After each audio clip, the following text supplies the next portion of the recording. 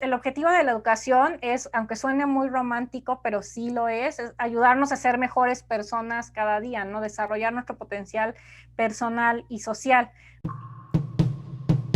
Bienvenidos a una conversación más de Fundación Kichihua. En esta ocasión estamos con Mayra Gutiérrez, quien tiene mucha experiencia en el campo de capacitación docente. Muchas gracias por estar aquí, Mayra. Hola Eduardo, muchísimas gracias a ti por invitarme. Gracias a ti por darte el tiempo de platicar con nosotros y compartirnos tus experiencias y aprendizajes. Por favor, preséntate con la audiencia. Cuéntanos quién eres, qué has hecho y en qué estás trabajando ahorita. Claro, pues yo soy Mayra Gutiérrez, soy licenciada en pedagogía, tengo una maestría en neuropsicología aplicada a la educación y tengo ya casi 10 años de trabajo en temas casi siempre relacionados con formación docente y también con formación de otros profesionales de la salud mental y de la educación, sobre todo en diferentes ámbitos. Primero fue en una organización sin fines de lucro, después directamente en una escuela, en asesoría con los docentes, después estuve en otra organización, en universidades, en fin, he tenido la oportunidad de estar en diferentes ámbitos y trabajar en diversos proyectos relacionados con con la salud mental y con la educación en lo amplio del término, ¿no? O sea, no únicamente con la educación en el ámbito escolar, sino también en el ámbito pues profesional, en otras áreas relacionadas con muchos temas de la tecnología, la prevención de adicciones, la inclusión escolar, la inclusión social de personas con discapacidad, en fin. Y pues como bien ya mencionaste tú, Eduardo, principalmente he trabajado en formación docente y capacitación. Y bueno, agradezco mucho la oportunidad de estar aquí para platicar con tu público. No, pues nuevamente muchas gracias a ti por tomarte el tiempo. Hablando de tu experiencia, me dices que tienes una especialidad en neuropsicología. ¿Nos podrías hablar un Sí. poco más sobre, basándonos en este campo, qué implica el proceso de aprendizaje y qué significa realmente eso de aprender? Claro, muchas gracias. Esa es una pregunta muy interesante porque a lo largo del tiempo ha habido diferentes concepciones de lo que es el aprendizaje y la forma en que nosotros entendemos el aprendizaje es vital para cómo lo promovemos o no lo promovemos. Entonces me parece muy pertinente la pregunta que haces y muy interesante. Y para responderla, pues solo me voy a regresar un poquito a cómo se ha entendido tradicionalmente, ¿no? Mucho de lo que conocemos sobre el aprendizaje, sobre cómo, qué es y cómo funciona, viene de corrientes de la psicología, pues que ya tienen un tiempo de haber sido estudiadas y que pueden complementarse, ¿no? Porque son modelos de alguna manera un poco limitados. Antes se creía que el aprendizaje para el conductismo, para la psicología conductista, era un cambio de conducta, ¿no? Entonces, si yo veía un cambio de conducta en el otro, o simplemente la respuesta a un estímulo, eso ya era aprendizaje, ¿no? Pero realmente el aprendizaje actualmente no podemos limitarlo a eso porque a veces yo espero una cierta respuesta, pero no necesariamente esa respuesta implica aprendizaje. ¿A qué me refiero? Por ejemplo, donde mejor podemos verlo es en el aprendizaje actitudinal, de actitudes, de valores, ¿no? Yo puedo aprender, pues sí, que no debo tirar basura y puedo saber que en el salón de clases no debo tirar basura, porque si tiro basura, pues me van a bajar puntos en la clase, me van a regañar y aparentemente hay un aprendizaje ahí, aparentemente lo tengo muy claro y tengo ese conocimiento, ¿no? Pero a lo mejor yo salgo de la clase y en la calle, como no encuentro un bote de basura, pues se me hace más fácil tirar la basura, ¿no? Entonces realmente ahí, pues, hasta que, o sea, el aprendizaje es limitado, a veces se queda nada más en un concepto que repetimos, en una idea que replicamos, pero en la que no necesariamente creemos o que no necesariamente aplicamos en todos los ámbitos, ¿no? Entonces, pues eso es una visión hasta cierto punto limitada del aprendizaje, También pensando, por ejemplo, no sé, en las habilidades sociales. A veces se piensa que alguien que no puede desarrollar buenas habilidades sociales, pues lo que hay que hacer es explicarle, ¿no? Porque a lo mejor no sabe cuáles son o no entiende, y entonces hay que ir y decirle, mira, pues cuando veas a una persona, salúdala, véala a los ojos, pero a veces no, pues no necesariamente es que la persona no sepa esas cosas, a veces hay algo más detrás del por qué alguien no puede exhibir habilidades sociales, y es importante identificar realmente de dónde viene esta ya sea este déficit, si eso es, o este no interés en exhibir habilidades sociales. Entonces, llevando esos ejemplos al campo de la neuropsicología, pues la neuropsicología lo que le ha aportado al concepto de aprendizaje es que la neuropsicología intenta entender, y todavía nos falta mucho, todavía no tenemos todas las respuestas, realmente falta mucho por entender, pero la neuropsicología intenta entender qué pasa a nivel de procesos cerebrales cuando hay un aprendizaje. De manera un poco simplista, lo que se sabe es que hay como una modificación en las redes neuronales, que en nuestro cerebro hay redes de neuronas y que estas se conectan, se desconectan y forman diferentes pues redes y patrones y conexiones entre ellas conforme vamos aprendiendo, ¿no? Esto va muy de la mano con otro modelo de entendimiento del aprendizaje, que es el aprendizaje constructivista, que se viene pues también de otro modelo de la psicología y de la pedagogía, que nos habla de la posibilidad de construir y construir, como si nuestro aprendizaje fuera, nuestro conocimiento fueran como bloques de Lego que podemos ir desarmando y volviendo a armar, ¿no? Ese es un modelo mucho más vigente porque además toma en cuenta el conocimiento previo que ya tenemos. Y la neuropsicología de alguna manera eso lo lleva al campo de las redes neuronales, de cómo se conectan entre sí pues nuestros aprendizajes previos con los nuevos aprendizajes y cómo se refuerzan ciertas áreas. Y entonces, desde la neuropsicología nosotros estamos empezando a entender pues qué pasa en la mente de una persona que tira basura, ¿no? O qué pasa en la mente de una persona que no logra exhibir ciertas habilidades sociales. ¿Qué es lo que pasa? Que no conoce, no sabe que eso no es conveniente, tal vez lo sabe a nivel teórico, ¿no? O sea, en teoría yo sé que no debo tirar basura, en teoría yo sé que cuando llego a un lugar tengo que saludar, pero ¿qué más pasa, no? Pasa que a lo mejor la motivación, no tengo una motivación para no tirar basura porque pues todo el tiempo en mi vida he estado acostumbrada a ver que la gente tira basura por todos lados, entonces a mí, ¿por qué me va a interesar no tirar basura, no? O a lo mejor, pues no tengo mucha confianza en la gente y por eso no exhibo habilidades sociales. Entonces, cuando empezamos el aprendizaje desde el punto de vista de la neuropsicología, que ve qué es lo que, digamos, que está guardado, que está codificado a nivel de las neuronas en el cerebro y cómo eso tendríamos que modificarlo para llegar de un estado actual o de un comportamiento actual o de una serie de competencias, de conocimientos, habilidades y actitudes actuales hacia otra, pues la neuropsicología empieza preguntándose eso, ¿no? ¿Por qué estamos en ese estado actual y cómo podemos llegar hacia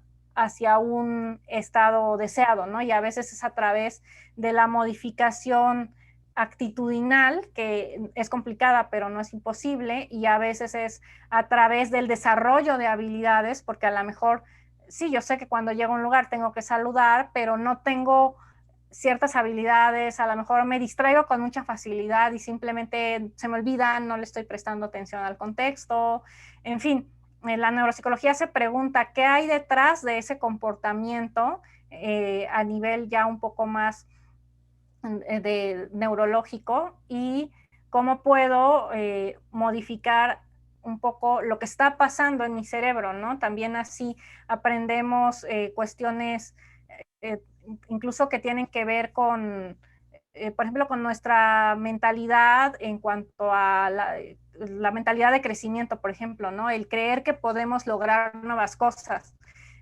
Porque si nos equivocamos muchas veces y nadie nos ayuda a enfrentar eso como una oportunidad de aprender, pues después ya no queremos seguir aprendiendo o ya no nos creemos capaces de seguir aprendiendo, ¿no? Y desde la neuropsicología, que toma herramientas de muchas otras disciplinas o áreas de la psicología y de la pedagogía y de otras disciplinas distintas, pues podemos ir viendo qué es lo que está fallando, cómo tenemos que modificar esas redes para poder lograr una buena, pues que nos lleven por un camino hacia en este caso, creer en nosotros mismos, ¿no?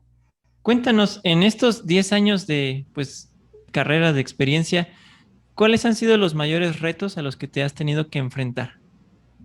Pues es una gran pregunta. Yo creo que los retos van evolucionando, pero pensando específicamente en esta parte de la formación docente y la capacitación en general a profesionales de la salud mental y de la educación, creo que el principal reto al que me he enfrentado es cuando uno se dedica a formación docente y a capacitación, pues evidentemente lo congruente es estar buscando constantemente mucha capacitación personal y mucha formación. Y hay mucha oferta, hay muchas cosas, sin embargo, personalmente me ha costado trabajo y ha sido un reto importante encontrar buena oferta de capacitación, primero para mí misma y luego para tomarla como ejemplo para lo que yo construyo, ¿no? Sobre todo pensando en nuestro idioma, en español. En inglés tal vez hay mucha más oferta, muchas más posibilidades, pero en español no hay tanto de la calidad suficiente, ¿no? De la calidad que amerita nuestro sistema educativo, nuestros profesores, los profesionales en general, viendo un poco más amplia la mirada, pues pedagogos, psicopedagogos, psicólogos educativos, toda la gente en torno al sistema educativo y más allá de esas fronteras de la escuela. Hay, te digo, muchísima oferta de cursos, de talleres, de diplomados y ahorita con la contingencia, pues todavía vemos más, ¿no? Porque están mil cuestiones en línea, cada vez es más sencillo y está más a la mano cualquier formación de cualquier país, en cualquier lugar del mundo. Sin embargo, la calidad, desafortunadamente, lo que tenemos en español es limitado, ¿no? Y creo yo que ese es uno de los principales retos a los que me he enfrentado, encontrar material, cursos de buena calidad, realmente de calidad, porque algunos son desafortunadamente más mercadotecnia que otra cosa. Y de ahí, pues ir tomando lo relevante y los buenos ejemplos para construir para mi propia práctica. ¿Cuáles nos recomendarías en este camino que has ido encontrando cosas valiosas? ¿Cuáles son los que sí recomendarías que se tomaran? Pues también es una buena pregunta. Yo creo que depende un poco del enfoque, depende del tema que a uno le interesa. Y justamente recientemente me han hecho esta pregunta varias personas. Ahorita, por ejemplo, que se está trabajando mucho el tema de las habilidades socioemocionales, ¿no? Es uno de los que está ahorita más presente en la mente de las personas y qué bueno que lo esté, porque es una de los pilares más importantes de la educación de este siglo. Y entre las organizaciones, pues la oferta que yo he encontrado que tiene una calidad pues bastante adecuada, son pocas, como decía, pero bueno, por ejemplo, está el Instituto Día de la Asociación La Vaca Independiente. Ellos dan muy buenos cursos y la mejor parte de estos cursos y que cumplen este tipo de instituciones que nos ayudan a formarnos continuamente es, como decía, la congruencia, ¿no? Entre lo que ellos ofrecen y cómo modelan, cómo ejemplifican, porque esa es una de las muchas buenas prácticas que se debe tener o que considero yo que ayudan mucho a una educación de calidad. Cuando lo que te están enseñando en teoría te lo están modelando, ejemplificando en la práctica. Entonces ellos tienen muchos cursos relacionados con temas de el principal o su principal línea es el desarrollo de la inteligencia a través del arte. Sin embargo, también han explorado muchas otras líneas de acción, entre ellas la de las habilidades socioemocionales, y en general todos sus cursos, talleres, diplomados son de muy buena calidad porque trabajan mucho pues esta temática desde un enfoque muy práctico, donde realmente uno vive experiencias realmente valiosas, ¿no? Ese es casi siempre el primero que se me viene a la mente. Porque otras experiencias también a veces la dificultad es que no son tan accesibles en cuanto a costo que tienen, ¿no? Afortunadamente, esta en particular, los costos que ellos tienen para sus capacitaciones son muy bajos y creo que es una de las mejores plataformas que ahorita se me ocurre. Entonces yo algo en lo que me fijo mucho para ahora que ya he tenido pues tanto buenas experiencias como muchas decepciones, es ver pues realmente qué es lo que hay detrás de ese curso, que no sea, o bueno, curso, taller o lo que sea, ¿no? Que no sea simplemente mercadotecnia, que realmente la persona o las personas que lo imparten pues tengan no solo formación, sino mucha experiencia, que hablen desde su experiencia práctica en el campo de acción. Y que desde el principio se note pues esa experiencia que hay en los ejemplos, en la forma en que guían las sesiones, eh, en cómo se responden las preguntas, porque pues creo que eso es importante, ¿no? Que no nos quedemos con el viejo modelo, desde mi punto de vista, de la clase magistral. O sea, no quiero decir con esto que la clase magistral ya no deba existir, no funcione. A veces sí, y hay muy buenos maestros que dan clases magistrales muy interesantes, ¿no?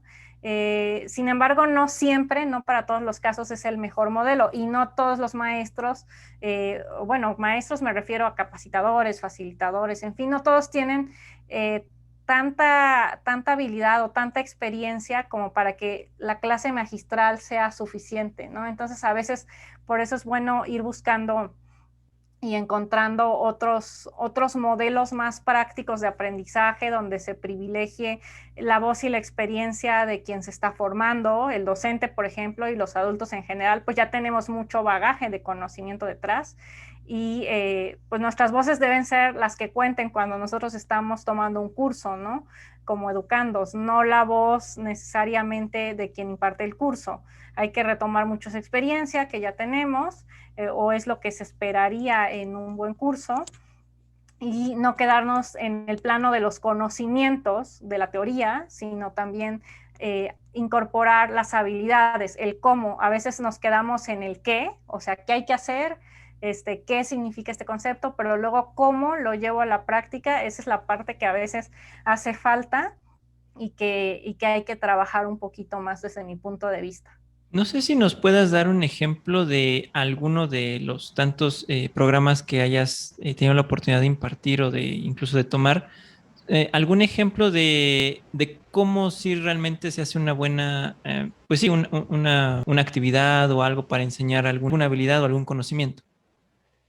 Claro, con mucho gusto. Por ejemplo, ahorita se me viene a la mente en la formación en línea y sobre todo la formación asíncrona, es decir, cuando están los contenidos montados en una plataforma, que es la forma aparentemente pues más fácil, entre comillas, de impartir algún tipo de programa, porque además está ahí todo el tiempo y se puede ir actualizando, pero al mismo tiempo es la más lejana entre, o sea, donde hay más lejanía entre el educando y el educador, ¿no? El facilitador o guía o como le queramos llamar, y la persona que toma el curso. Entonces, por ejemplo, hay una muy buena práctica que yo he visto y que afortunadamente sí cada vez es más común, son los ejercicios. O sea, lo más importante dentro de ese tipo de actividades no debe ser la teoría, revisa este documento y ve este video, o sea, eso está bien y sí hay que tener ese contenido, ¿no? No hay que quedarse en eso. Y lo que yo he visto que funciona muy bien son los ejercicios en los cuales después de revisar ese contenido, después de ver ese video, se hace un ejercicio lo más práctico posible, o sea, que no se quede, a lo mejor si es el módulo 1 y los conceptos básicos, está bien hacer un mapa mental de ellos, un organizador gráfico para recordarlos, eso es válido, pero una vez que ya se avanza más en un curso, pues lo ideal es poder tener una experiencia práctica, ¿no? ¿Cómo aplico si estoy, por ejemplo, en este mismo tema de las habilidades socioemocionales, de la inteligencia emocional, aplicar un ejercicio a nosotros mismos, a un estudiante, a un docente, en fin, donde se trabaje algo que tenga que ver con el tema, si fuera el caso de habilidades socioemocionales, pues donde se está desarrollando o ejercitando una habilidad, el manejo del enojo, del estrés o algo así, y, y normalmente se pide que pues o se grabe o se tomen fotos o se escriba un testimonio que se comparte a través de un foro con los compañeros del mismo curso, ¿no? Y generalmente, pues bueno, comparto mi video o mis fotos o mi testimonio, dependiendo de la naturaleza de la actividad que trabajé, junto con mis experiencias al momento de haber realizado esa actividad. Y normalmente se trabaja mucho la retroalimentación, el diálogo a través de la misma plataforma, si es el caso, entre los compañeros del curso, porque sirve muchísimo para empezar yo aplicar y tener un ejemplo, ¿no? Yo ser un ejemplo para mí mismo de cómo se aplica una actividad, de cómo se trabaja una cierta habilidad. Después también me ayuda a reflexionar sobre ella a través de mi testimonio y del compartir, luego que el otro me dé su retroalimentación y además, pues el ver, el poder contrastar y revisar otras propuestas de otros compañeros y compañeras del mismo curso, ellos qué hicieron, cómo lo hicieron, a qué retos se enfrentaron. Y si te fijas en todo esto que estoy diciendo, no estoy metiendo al facilitador ni o sea, obviamente también está ahí, ¿no? El facilitador, el guía de aprendizaje, pero está de una manera mucho más implícita, porque, bueno, planea la actividad, la monta en la plataforma y después también da su retroalimentación como una especie de cierre de lo que se hace, pero los protagonistas de la actividad son los participantes y se aprende haciendo y se aprende practicando, ¿no? No nos quedamos en el concepto, no nos quedamos en la idea o no nos quedamos en leer un cuadernillo con 20 ideas de 40 ejercicios que tal vez algún día voy a aplicar o tal vez no, sino que directamente pasamos a la aplicación, a la acción y a la retroalimentación y a la reflexión, porque además eso también es una buena práctica, ¿no? El que haya una combinación entre la reflexión teórica, que sí debe existir, y la aplicación práctica, que también es muy importante. Entonces, ejercicios así son el tipo de actividades que realmente nos permiten consolidar el aprendizaje, por ejemplo, en este contexto. Y lo mismo se puede aplicar pues a un contexto en línea a través de sincrónico, quiero decir, a través, por ejemplo, de estas plataformas, ¿no? Tipo Zoom, cuando puedes hacer ejercicios, o sea, en el momento de la actividad, pues se plantea un ejercicio en el cual hay muchas maneras creativas en las cuales aún a través de una plataforma podemos participar activamente, ¿no?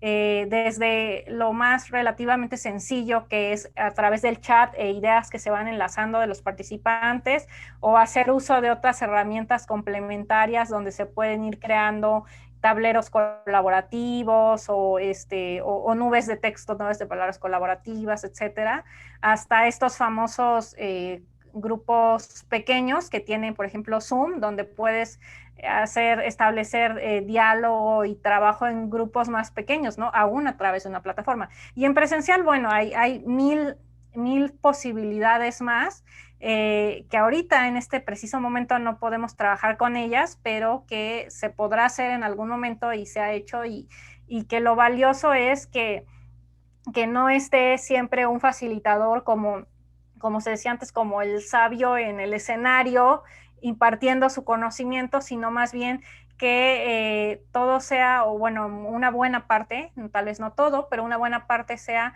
discusión en equipo, trabajo con casos, por ejemplo, en presencial, ahorita para llegar a ese otro polo de la capacitación, una buena práctica que yo he visto es el trabajo en equipos y a veces funciona mucho y optimiza mucho los recursos, el hacerlo por estaciones, ¿no? Como tipo rallies. Eso se puede hacer tanto con niños como con adultos. Yo pienso en las experiencias de capacitación a adultos y es totalmente aplicable también a niños. El crear una serie de actividades por medio de las cuales en un equipo pequeño se van leyendo pequeños textos, haciendo pequeños ejercicios sobre el tema que se esté revisando, sea el que sea, porque esto es válido para muchos temas distintos. Y a través del trabajo en equipo de esa serie de actividades se va comprendiendo y aplicando el tema y reflexionando también en equipo, ¿no? Entonces es una manera distinta donde al final de todas maneras queda ahí el conocimiento nuevo y la aplicación y el diálogo de una manera novedosa, que los recursos los utilizas, los optimizas y el tiempo también, porque al trabajar en pequeños equipos en vez de en plenaria, que también es útil, pero rinde más el tiempo porque puede haber más interacción entre el pequeño grupo y los pequeños grupos pueden trabajar de manera independiente. Y una vez más, pareciera que estoy dejando de lado el facilitador, ¿no? Que el facilitador donde quedó. Pero bueno, el facilitador también es muy importante porque planeó la actividad, creó la información, el contenido, los ejercicios y después está todo el tiempo ahí presente por si en algún momento se requiere de su intervención o se busca, ¿no? Su retroalimentación. Y claro que suele haber siempre también un cierre en plenaria, pero una vez que ya se trabajó mucho de manera colaborativa. Entonces, pues si te fijas, tienen en común estos ejemplos, aunque me fui a los dos contextos por separado, tienen en común esto que ya había mencionado, ¿no? Que el protagonista es el educando, quien está tomando el curso, la clase o lo que sea, y que hay esta actividad y esta oportunidad de practicar y también reflexionar y que todo esto es precisamente este mismo modelo, así como se hace la capacitación, es precisamente como el docente o la persona que después va a ir con otro educando, o sea, el profesor que va a ir con sus estudiantes, por ejemplo, puede aplicar exactamente este mismo modelo, adaptado obviamente a las temáticas, a los tiempos, a las motivaciones de sus estudiantes, para trabajar en clase, ¿no? En clase presencial o en clase virtual. Y esto es entre muchas otras posibilidades, es una de las que en mi experiencia por lo menos funcionan mejor actualmente. Entiendo. Y ¿cómo planteo esta pregunta? En el sistema educativo mexicano hay, bueno, en teoría debería de haber proyectos educativos, ¿no? Debería de haber un proyecto educativo que nos guíe hacia un punto en particular, ¿no? ¿Crees que tenemos pensado exactamente a dónde queremos llegar o, o no hay una claridad? Pues también es una pregunta muy interesante porque yo creo que a lo largo del tiempo ha ido cambiando esta idea de qué queremos y a dónde queremos llegar. Y aquí creo que más allá del ideario, de las ideas que tenemos en educación, a veces incide también otro factor que es el factor político, ¿no? Ujú. Y a veces pasa que hay una idea que lleva un cierto desarrollo detrás, pero que no se le da continuidad porque desafortunadamente, pues en México los planes educativos suelen ser por sexenio, cada vez que cambia, tenemos muchos cambios, incluso dentro de un mismo sexenio hay cambios en la Secretaría de Educación, entonces muchas veces se frenan los proyectos, las ideas, y a veces están muy bien desarrollados a nivel teoría, pero no se llegan a consolidar en la práctica porque no tenemos muy claro cómo llegar ahí. Eh, o todas las herramientas, o sea, como dices, bueno, podemos tener claro el qué, ¿no? O el para qué, cuál es el objetivo, pero eso cómo lo aterrizamos en la práctica lleva tiempo, todo lleva tiempo, o sea, lleva tiempo el planear un buen propósito y luego el aterrizarlo a la práctica con las herramientas adecuadas, pues lleva tiempo y a veces no se le da ese tiempo, no se le deja madurar al proyecto. Entonces, yo diría que pues recientemente, en años recientes, ha habido buenos proyectos, ¿no? Ha habido ciertas mejoras en cuanto a proyectos anteriores, donde se ha puesto en prioridad algunas de estas cosas mismas que estamos platicando, ¿no? La importancia de no solamente el contenido de conocimiento, sino también el desarrollo de habilidades, las competencias, las habilidades socioemocionales, la importancia de que el estudiante sea protagonista, el trabajo basado en proyectos, o sea, todo eso está de alguna manera por ahí y sí tiene una razón de hacer y sí tiene un fundamento, pero para que se consolide necesita pues mucha inversión de tiempo, esfuerzo, como mucha logística para que llegue la formación a los docentes y de ahí obviamente a los estudiantes. Y pues ahí ya nos metemos como en terrenos complejos que van más allá del tener un propósito, un qué queremos lograr y un cómo, que a lo mejor sí está ahí, pero está por ahí en papel y en las mentes de algunas personas y que no siempre se logra aterrizar de manera eficiente ya al aula. En algunos contextos sí, ¿no? O sea, sí hay muchos casos en los cuales se logra, pero a veces son casos aislados y no como debería de ser, que todos fuéramos avanzando al mismo ritmo, ¿no? Que los profesores tuvieran las herramientas para rápidamente adaptarse a los cambios. No, no sucede de manera generalizada, desafortunadamente. ¿Cuál es el objetivo de la educación realmente? Ay, esa es una muy bonita pregunta también. Son preguntas muy complejas y muy profundas, porque a veces pensamos que la educación, que educar es, pensamos en educación y pensamos en la escuela, ¿no? Y pensamos en niños. Realmente la educación para la UNESCO, el concepto actual de educación, tiene que ver con el desarrollo de la persona, del ser humano, a lo largo de todas las etapas de su vida y en todas las áreas, ¿no? Que puede desarrollarse. O sea, no se restringe solamente a la escuela, sino que existe educación continua a lo largo de la vida, fuera de la escuela, en las empresas, en las familias. Y pues como ya dijimos, no es solamente aprender cosas, sino también desarrollar habilidades tanto físicas como cognitivas, como generar cambios en nuestro pensamiento, ¿no? Entonces, el objetivo de la educación es, aunque suene muy romántico, pero sí lo es ayudarnos a ser mejores personas cada día, ¿no? Desarrollar nuestro potencial personal y social. Pero bueno, esta por supuesto es una empresa muy compleja que pues normalmente donde lo ubicamos más claramente es en el contexto de la educación formal, que es solo un área de la educación donde lo que ocurre en la escuela.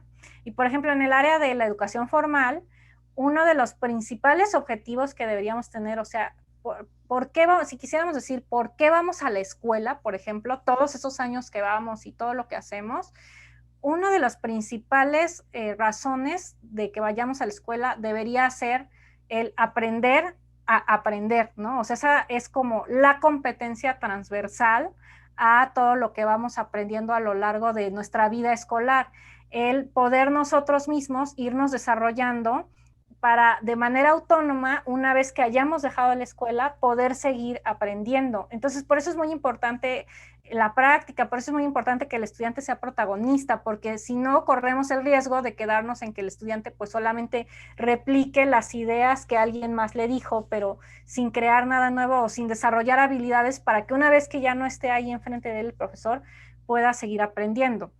La misma UNESCO establece o comenta que existen 4 pilares de la educación y los 4 son igual de importantes, ¿no? Son como las 4 patas de una mesa y las 4 tienen que estar ahí.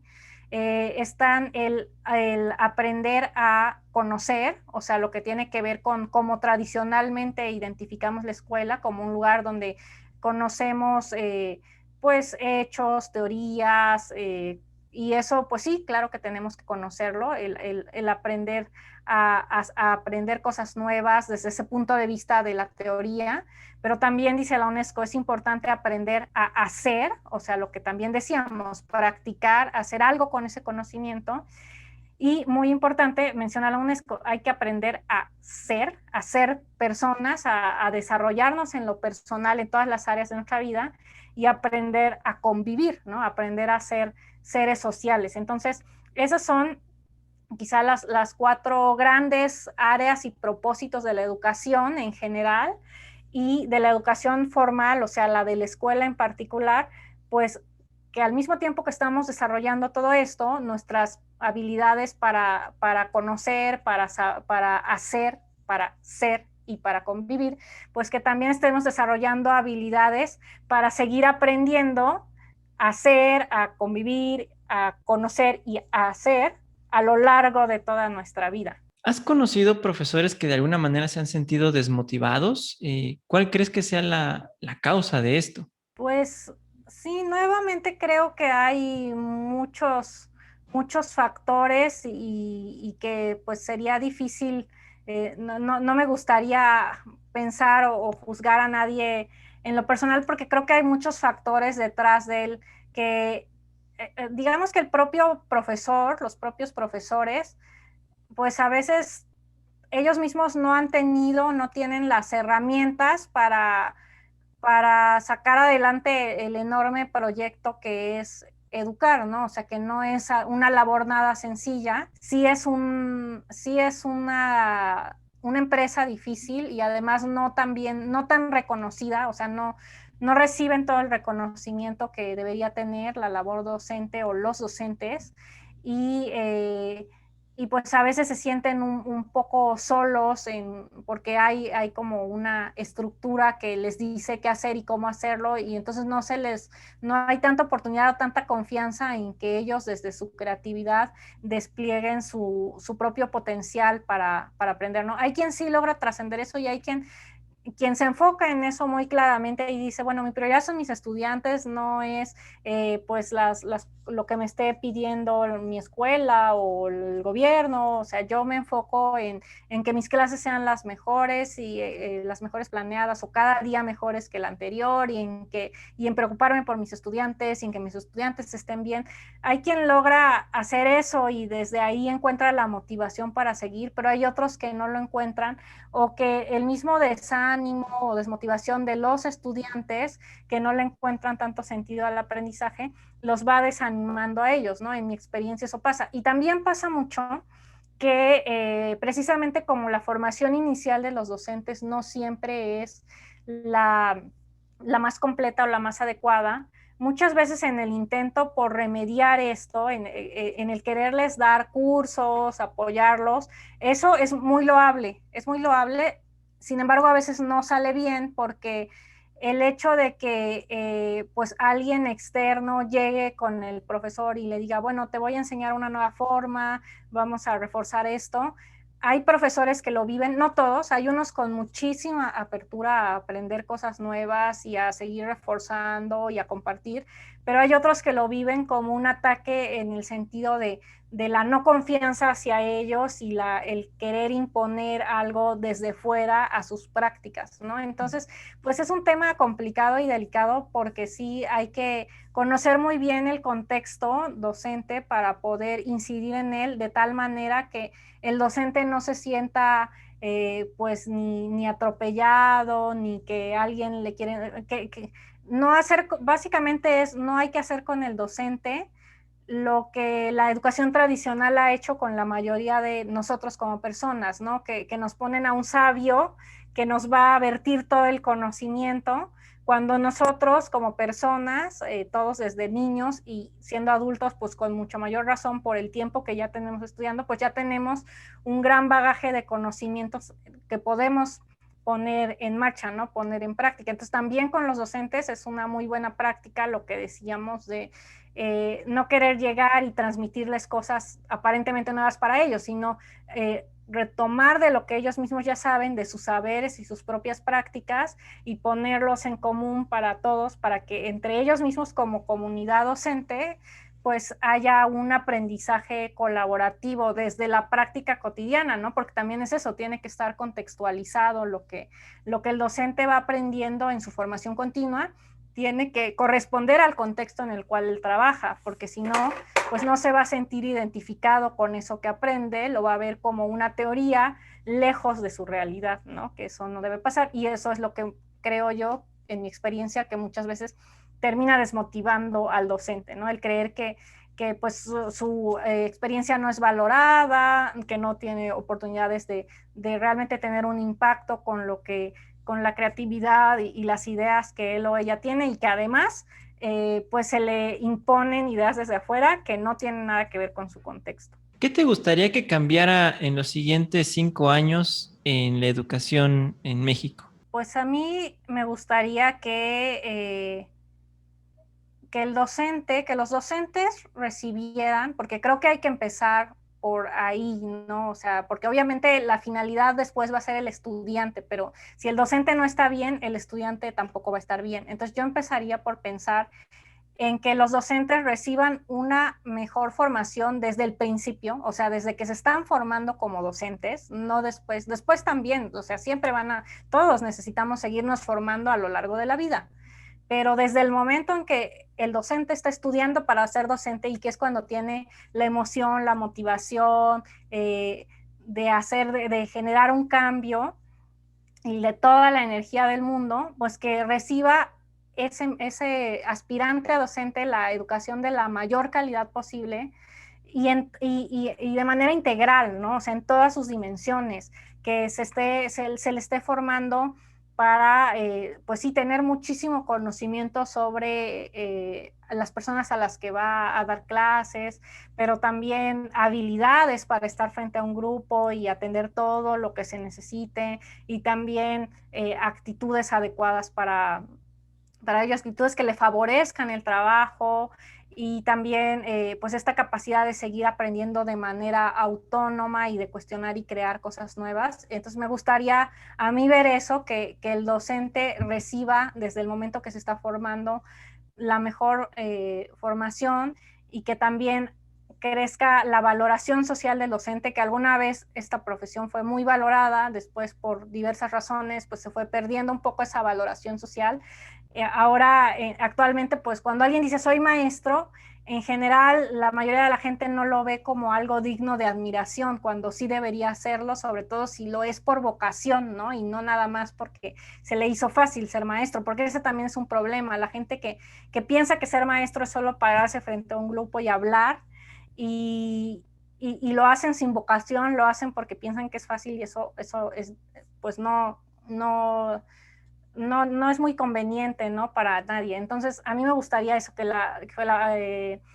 la formación docente se revalorara en todos los sentidos, que realmente la gente que se dedicara a la docencia fuera gente que no fuera tan fácil, porque entonces la gente que se dedicaría a eso sería la que realmente está interesada y realmente motivada y realmente por vocación, pero que sí recibiera más reconocimiento. Bueno, primero la formación adecuada y luego el reconocimiento pertinente a esa labor, ¿no? Creo yo que o sea, si pudiéramos empezar por ahí, ya después lo demás vendría solo. O sea, no necesitamos ir y buscar y darles fórmulas mágicas a los profesores, ni dar millones de cursos remediales. No tendríamos que, ¿no? Aunque actualmente se hace, pero no tendríamos que hacer eso si desde el principio el docente pues fuera a la guerra con las herramientas que requiere, y que sí podría tener, solo que por alguna razón pues no se está priorizando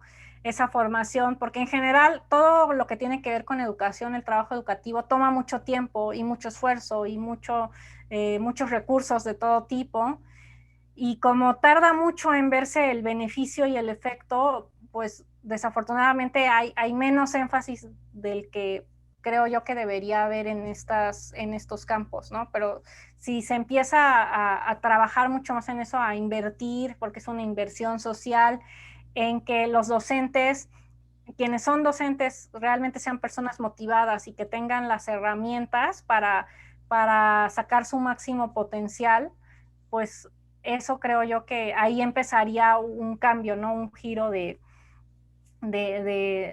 como, sí, una forma diferente de hacer las cosas, porque empezaría desde los propios docentes, ¿no? Ellos mismos, desde su motivación y su interés y sus habilidades para seguir aprendiendo y organizándose, que también eso sería muy bueno, que los docentes no se sintieran tan aislados como trabajando cada uno por su cuenta, sino como un grupo social importante y unido, que se enriquece, ¿no?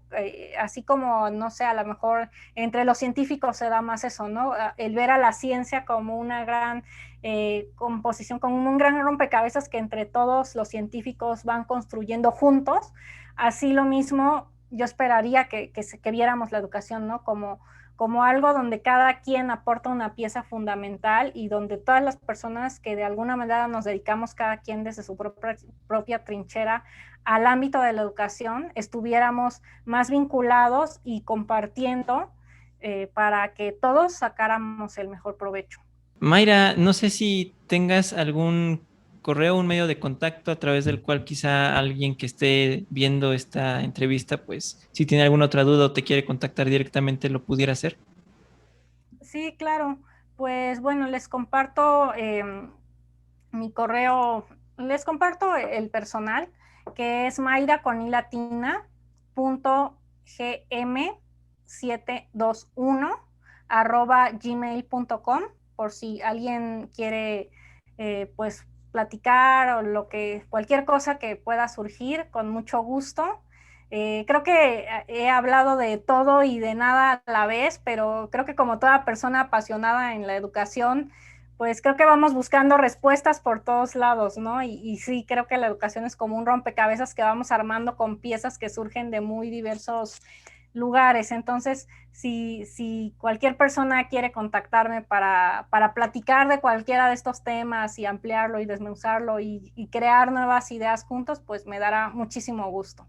Pues muchas gracias por compartirnos tu tiempo, Mayra, tus experiencias, tus aprendizajes. Eso es todo por esta ocasión. Déjenos en los comentarios las dudas o inquietudes que tengan. Y pues nada, eso es todo por ahora. Recuerden que aprender es crear. Hasta la próxima. Gracias, Eduardo. Hasta la próxima.